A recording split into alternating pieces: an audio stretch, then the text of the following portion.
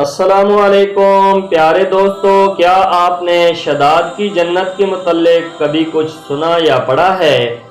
نہیں تو آئیے آج آپ کو شداد کی جنت کے متعلق کچھ دلچسپ و عجیب بتاتے ہیں۔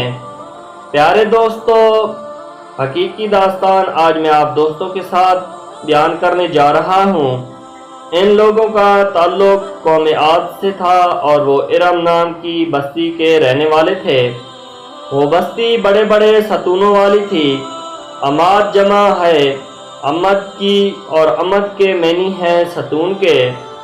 عاد کے نام سے دو قومیں گزری ہیں، ایک کو عاد قدیمہ یا عاد ارم کہتے ہیں۔ یہ عاد بن اوز بن ارم بن سام بن نو کی اولاد میں سے تھے۔ ان کے دادا کی طرف سے منسوب کر کے ان کو عاد ارم بھی کہا جاتا ہے۔ اپنے شہر کا نام بھی انہوں نے اپنے دادا کے نام پہ رکھا تھا۔ ان کا وطن عدن سے متصل تھا۔ ان کی طرف سے حضرت ہود علیہ السلام مبعوث کیے گئے تھے، لیکن قوم عاد کی بدعمالیوں کے سبب جب انہیں تباہ کر دیا گیا تو حضرت ہود علیہ السلام خضر موت کی طرف مراجعت کر گئے۔ ان کی رہائش احقاف کے علاقے میں تھے۔ حضرت ہود علیہ السلام کی وفات یہیں پر ہوئی۔ احقاف میں بسنے والی اس قوم نے بہت ترقی کی۔ اللہ تعالیٰ نے اس قوم کو غیر معمولی قد و قامت اور قوت عطا فرمائی تھی۔ ان میں ہر شخص کا قد کم از کم 12 گز کا ہوتا تھا۔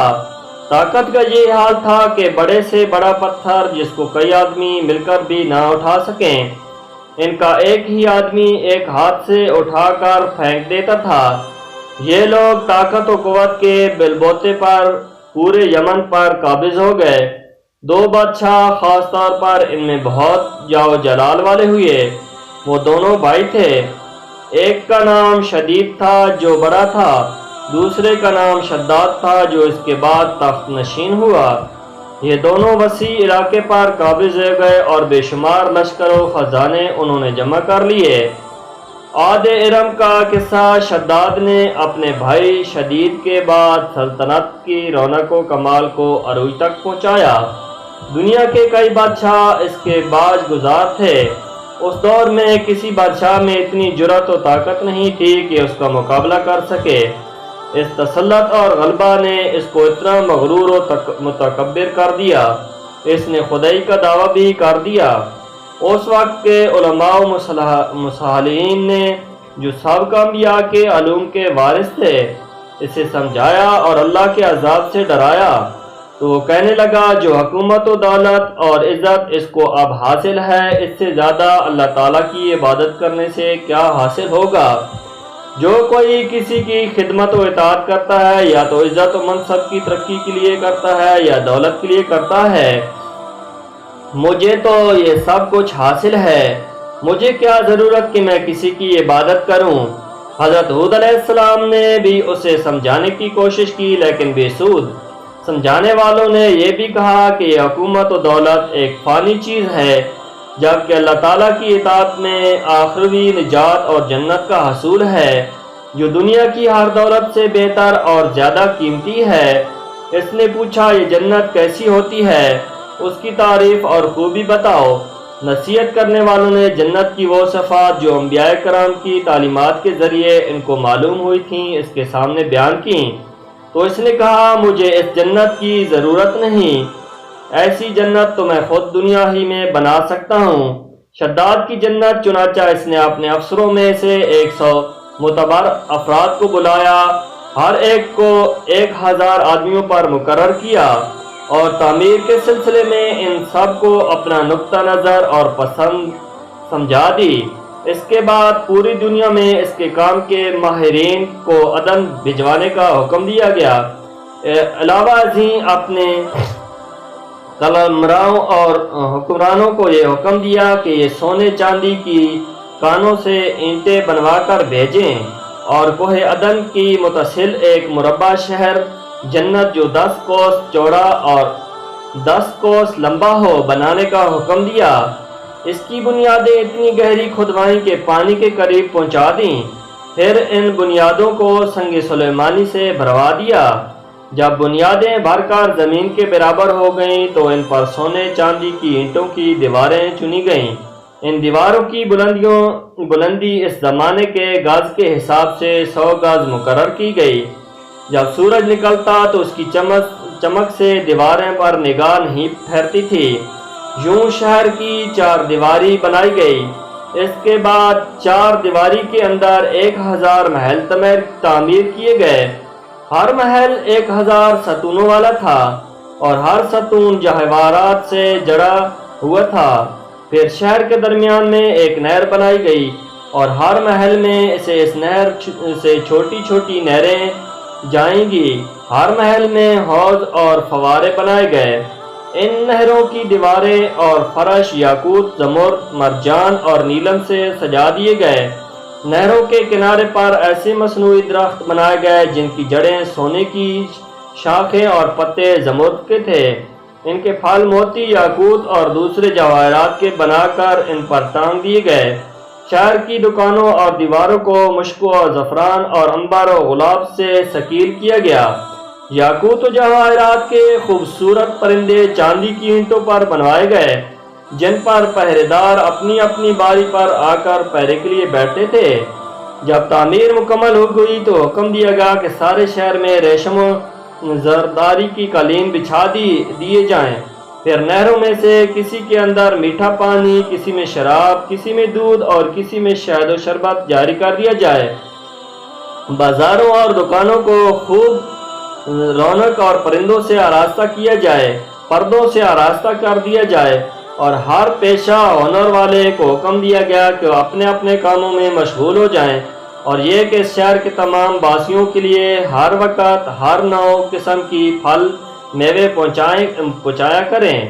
12 سال کی مدت میں یہ شہر جب ایک سجاوٹ کے ساتھ تیار ہو گیا تو تمام امراء و ارکان دولت کو حکم دیا گیا کہ سب اسی میں آباد ہو جائیں۔ پھر شداد خود اپنے لو لشکر کے ہمراہ اتنی تکبری اور غرور کے ساتھ اس شہر کی طرف روانہ ہوا۔ بعض علماء کو بھی ساتھ لیا اور راستے پر ان سے ٹھٹھا مستمسخر کرتے ہوئے ان سے کہتا رہا، ایسی جنت کے لیے تم مجھے کسی اور کے آگے جھکانے اور ذلیل ہونے کا کہہ رہے تھے۔ میری قدرت و دولت تم دیکھ ہی لی تم نے۔ جب قریب پہنچا تو تمام شہر والے اس کے استقبال کے لیے شہر کے دروازے کے باہر آ گئے اور ان کے پرزور اور خوبصورت پھول نچھاور کرنے لگے۔ اس ناز و ادا سے چلتے ہوئے جب شہر کے دروازے پر پہنچا تو روایت ہے کہ ابھی اس نے گھوڑے کی رکاب سے ایک پاؤں نکال کر دروازے کی چوکھٹ پر رکھا ہی تھا کہ اس نے وہاں پہلے سے ایک اجنبی شخص کو کھڑے ہوئے دیکھا۔ اس نے پوچھا، تو کون ہے؟ اس نے کہا، میں ملک الموت ہوں۔ پوچھا، کیوں آئے ہو؟ اس نے کہا، تیری جان لینے۔ شداد نے کہا، مجھ کو اتنی مہلت دے دے کہ میں اپنی بنائی ہوئی جنت کو دیکھ لوں۔ جواب ملا، مجھ کو حکم نہیں۔ کہا، چلو اس قدر ہی فرصت دے دو کہ گھوڑے پر سے اتر آؤں۔ جواب ملا، اس کی بھی اجازت نہیں۔ چنانچہ ابھی شداد کا ایک پاؤں رکاب میں اور دوسرا چوکھٹ پر ہی تھا کہ ملک الموت نے اس کی روح قبض کر لی۔ پھر حضرت جبرائیل علیہ السلام نے بڑے زور سے ایک ہولناک چیخ ماری۔ اس وقت تمام شہرنما اپنی عالی شان و سجاوٹوں کے ایسا زمین میں سمایا کہ اس کا نام و نشان تک باقی نہ رہا۔ قرآن پاک میں اس کا ذکر اس طرح ہوا ہے، وہ جو ارم والے تھے، بڑے ستونوں والے، اور شہروں سے اس کے مانند کوئی شہر شاندار نہ تھا۔ شداد اور اس کی جنت کا انجام معتبر تفاسیر میں لکھا ہے کہ بادشاہ اور اس کے لشکر کے ہلاک ہو جانے کے بعد وہ شہر بھی لوگوں کی نگاہوں سے اوجھل کر دیا گیا، مگر کبھی کبھی رات کے وقت عدن اور اس کے ارد گرد کے لوگوں کو اس کی کبھی روشنی اور جھلک نظر آ جاتی ہے۔ یہ روشنی اس شہر کی دیواروں کی ہوتی ہے۔ حضرت عبداللہ بن کلابہ جو صحابی ہیں اتفاقاً سے ادھر کو چلے گئے۔ اچانک آپ کا ایک اونٹ بھاگ گیا۔ آپ اس کو تلاش کرتے کرتے اس شہر کے پاس پہنچے۔ جب اس کے میناروں اور دیواروں پر نظر پڑی تو آپ بے ہوش ہو کر گر پڑے۔ جب ہوش آیا تو سوچنے لگے کہ جیسا نبی کریم صلی اللہ علیہ وسلم نے ہم سے شداد کے بارے میں بیان فرمایا تھا، یہ میں خواب دیکھ رہا ہوں یا اس کا کسی حقیقت سے بھی کوئی تعلق ہے؟ اس کیفیت میں اٹھ کر وہ شہر کے اندر گئے۔ اس کے اندر نہریں اور درخت بھی جنت کی طرح تھے، لیکن وہاں کوئی انسان نہیں تھا۔ آپ رضی اللہ تعالیٰ عنہ نے وہاں بڑے ہوئے کچھ جواہرات اٹھائے اور واپس چل دیے۔ وہاں سے جو سیدھا اس وقت دارالخلافہ دمشق میں پہنچے۔